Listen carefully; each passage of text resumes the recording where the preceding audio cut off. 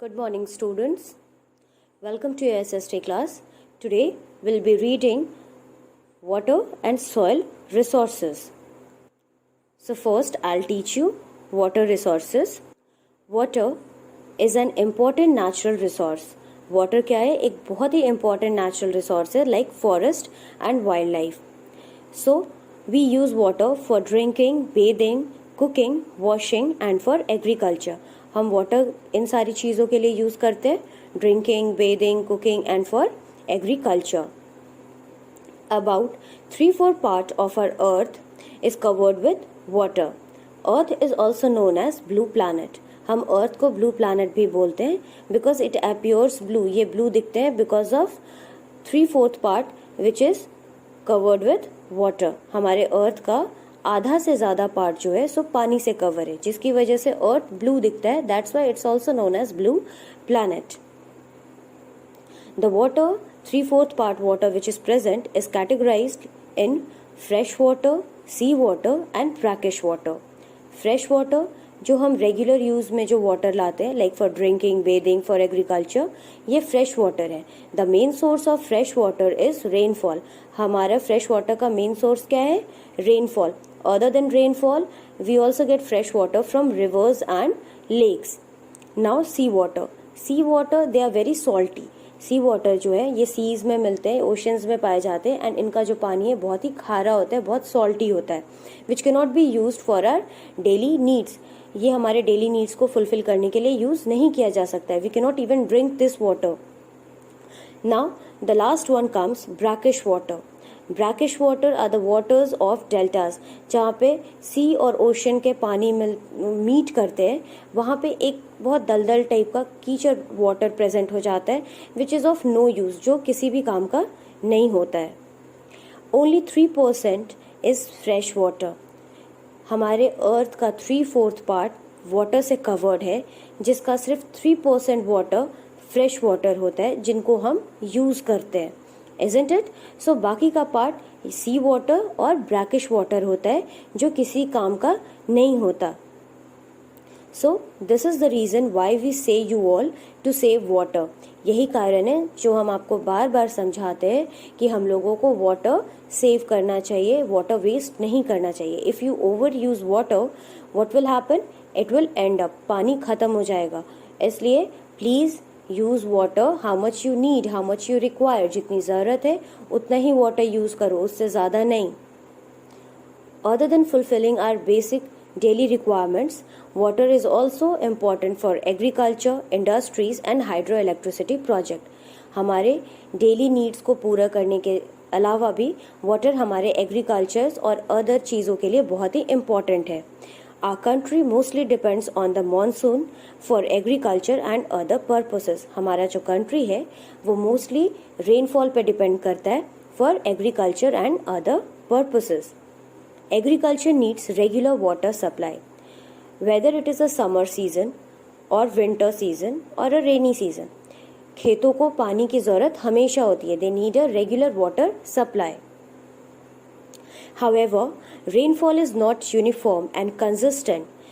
This creates a lot of problems for our farmers who need water to irrigate their field. हमारे country में जो rainfall है वो uniform या consistent नहीं है. दैट मीन्स हर जगह पे बराबर रेनफॉल इक्वली नहीं होता है. ड्राई रीजन्स में बहुत कम रेनफॉल होते हैं, बहुत सारी जगहों पे एवरेज रेनफॉल होती है, मतलब ना ज़्यादा ना कम, एंड बहुत सारी जगहों पे हैवी रेनफॉल होती है, मतलब बहुत ज़्यादा रेनफॉल होती है. तो इस अनयूनिफॉर्म एंड इनकन्सिस्टेंट रेनफॉल की वजह से हमारे फार्मर्स को खेती करने में, खेतों में पानी देने में बहुत ही प्रॉब्लम होता है. So to avoid this reason we need to develop the irrigation system. इस रीज़न को, इस समस्या को अवॉइड करने के लिए, इस डिफ़िकल्टी को अवॉइड करने के लिए, फार्मर्स को ईजिली वाटर मिल पाए उनके खेतों में पानी देने के लिए हम लोगों को इरिगेशन सिस्टम को डेवलप करना बहुत ही इम्पॉर्टेंट है. The main source of water on earth is rain. हमारे अर्थ पे मेन सोर्स ऑफ वाटर क्या है? That is your rain. The water is collected and directed to the fields through channels dug in the ground called canals and is used to water plants and crops. So basically children, what happens, जब बारिश होती है उन पानी को एक जगह पे कलेक्ट किया जाता है in the dams or in the ponds or in tanks. There are other more things जहाँ पे in waters natural rain water को collect किया जाता है and then these waters are distributed in the fields. Then इन पानी को सब खेतों में डिस्ट्रीब्यूट किया जाता है with the help of canals. Canals you can see in the picture, it is dug in the ground. ये जो पिक्चर में आप देख सकते हो मिट्टी डग करके बनाए जाते हैं कनाल्स को. सो इनके थ्रू वाटर्स जो है सारे खेतों में पहुंचाए जाते हैं. So this process is called irrigation. इस प्रोसेस को हम इरिगेशन बोलते हैं.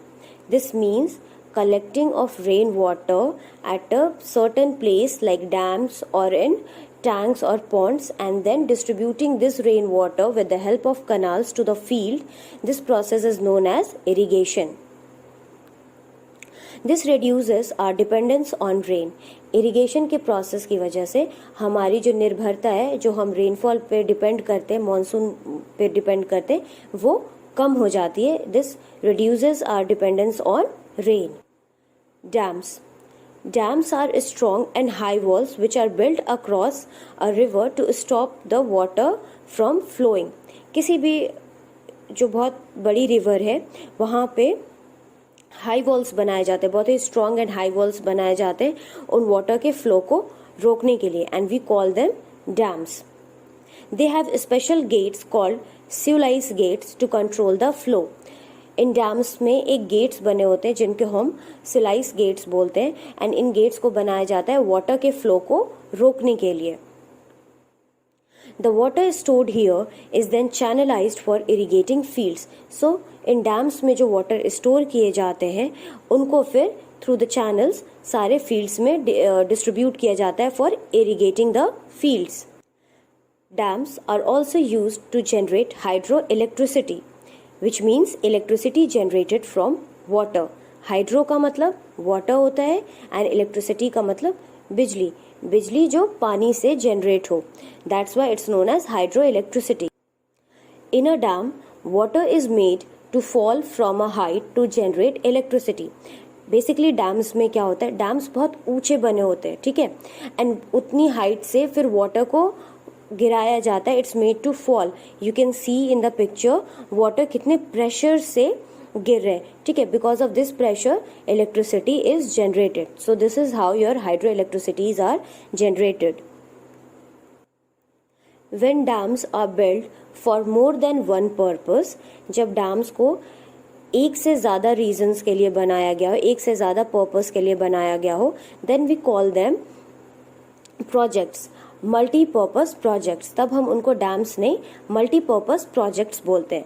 Few examples of multipurpose projects are Bhakra Nangal project made on Sutlej river. आपका जो भाखरा नंगल डैम है वो सतलज रिवर पे बनाया गया है and it is one of the biggest dam in the world. ये पूरे वर्ल्ड का सबसे बिगेस्ट डैम है. Another one is your Hirakund project. Hirakund Dam is built on Mahanadi River and it is the longest man-made dam in India. ये India का सबसे longest man-made dam है. Third one is your Damodar Valley project. That is Damodar Valley dam is built on Damodar River and it is the biggest dam in India. ये India का सबसे biggest dam है. Now children, you might have understood how water is important for us. Water हमारे लिए कितना important है अब आपको समझ आ गया होगा. सो टू कंजर्व देम, उनको कंजर्व करना भी, उनको बचा के रखना भी उतना ही इम्पॉर्टेंट है. बिकॉज सिर्फ 3% वाटर अवेलेबल है जिनको हम यूज़ कर सकते हैं पीने के लिए या फिर एग्रीकल्चर के लिए या फिर अदर बेसिक नीड्स के लिए. तो इनको बचा के रखना भी उतना ही, कंजर्व करके रखना भी उतना ही इम्पॉर्टेंट है. Factories dump toxic waste into rivers, the water gets polluted or dirty. Polluted and dirty water is unfit for use and often dangerous. जब किसी फैक्ट्रीज से उनके जो टॉक्सिक्स मतलब उनके जो केमिकल्स रिवर्स में रिलीज़ कर दिए जाते हैं, पानी में रिलीज़ कर दिए जाते हैं, या फिर पानी में आप ज़्यादा कचरा फेंक देते हो तो क्या होता है, पानी गंदा हो जाता है, पल्यूटेड हो जाता है, जिनकी वजह से बहुत सारे मरीन एनिमल्स, जो पानी में रहने वाले जो एनिमल्स हैं, जानवर हैं, वो मर जाते हैं, वो भी अफेक्टेड हो जाते हैं, and this can cause several illness for human beings also. ये हम ह्यूमन बींग्स के लिए भी बहुत ही डेंजरस है, अनफिट है इनको यूज करने के लिए। So to conserve water means is to use it carefully and avoid wastage. So पानी बचाने के लिए, इनको कंजर्व करने के लिए इनको केयरफुली यूज करना उतना ही इम्पोर्टेंट है, एंड इनका वेस्टेज अवॉइड करना भी उतना ही इम्पॉर्टेंट है। दैट मीन्स पानी बर्बाद नहीं करनी चाहिए। If you are using tap water, अगर आप नल का पानी यूज़ कर रहे हो, जितनी ज़रूरत है उतनी ही पानी लो, एंड उसके बाद टैप क्लोज कर दो। टैप ऑन खुला नहीं छोड़ना होता है। स्कूल में कितनी बार होता है ना, आप लोग टैप ऑन करके छोड़ देते हो और फिर पुलिस अंकल या भैया आप लोगों को डांटते हैं, या फिर मैम आपको मना करती हैं कि टैप वाटर ऑन नहीं छोड़ना चाहिए। क्यों? बिकॉज इससे पानी वेस्ट होता है।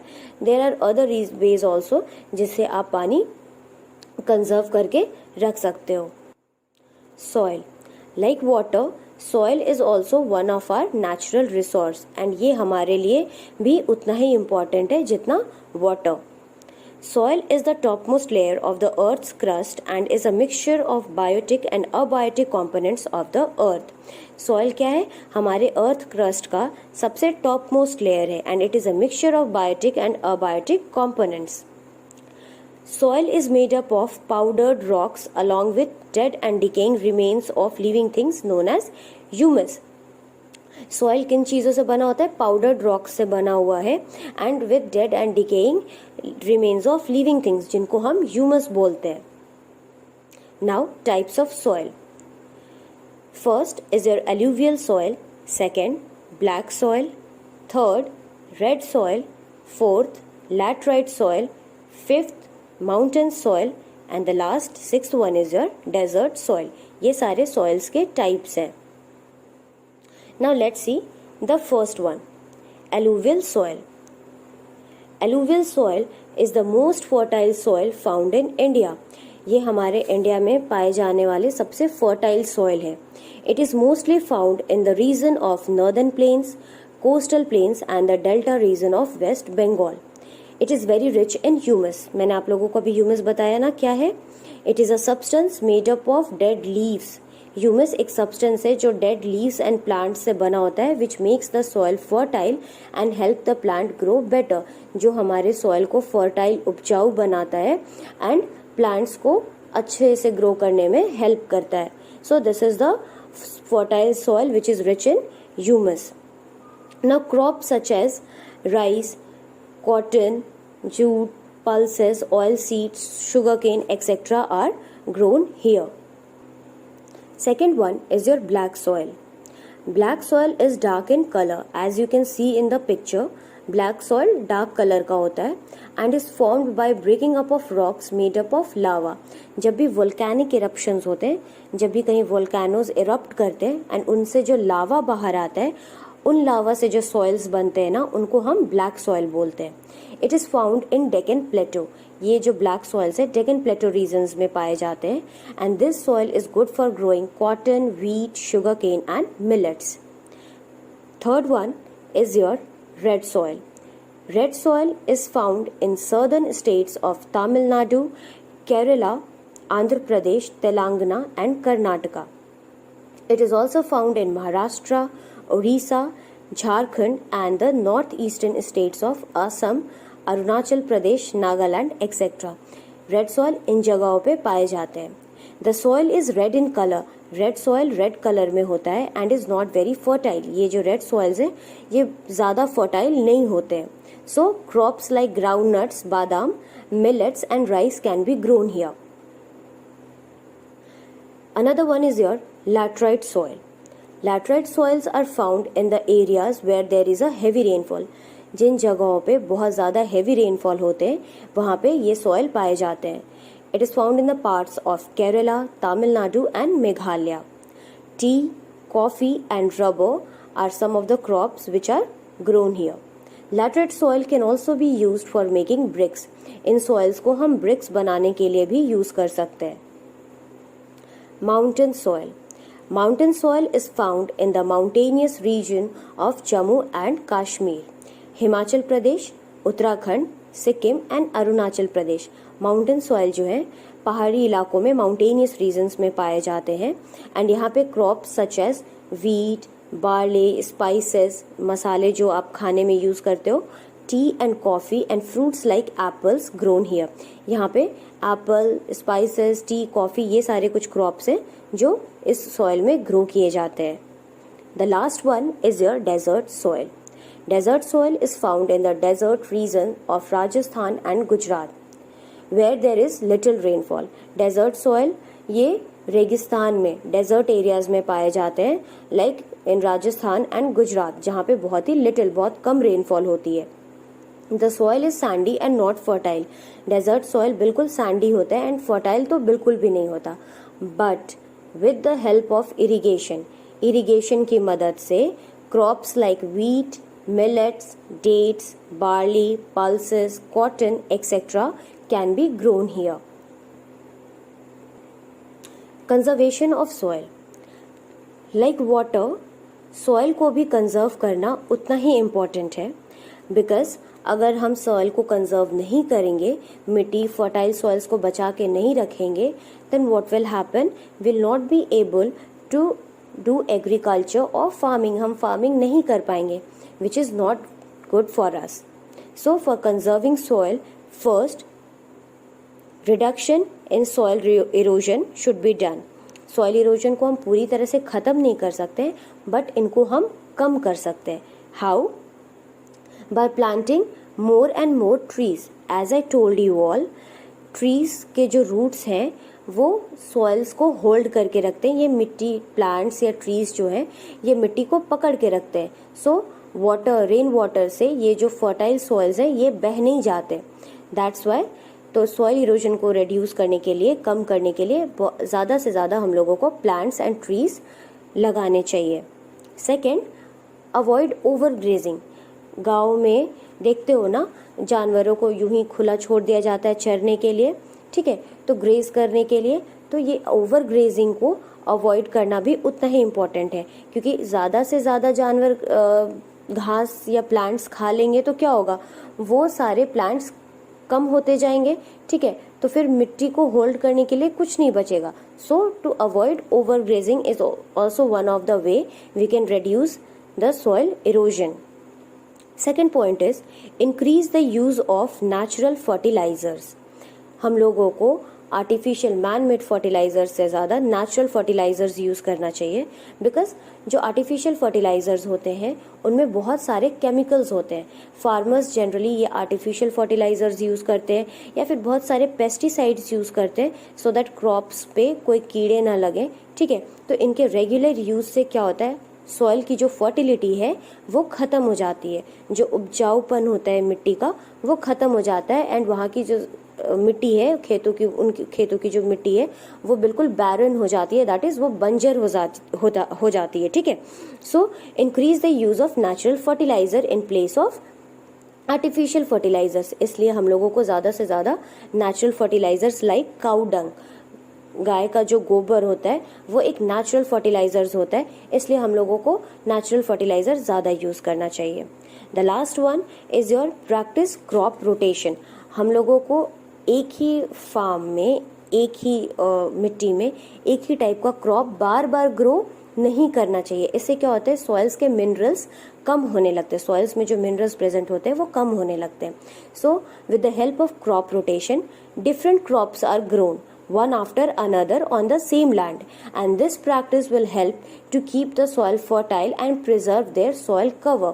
So इसकी वजह से soil जो है fertile रह जाता है, इनका जो soil cover है वो protected रह जाता है। So these are some of the steps and measures through which we can conserve soil. So that's all for today. Thank you. I hope you might have understood the chapter.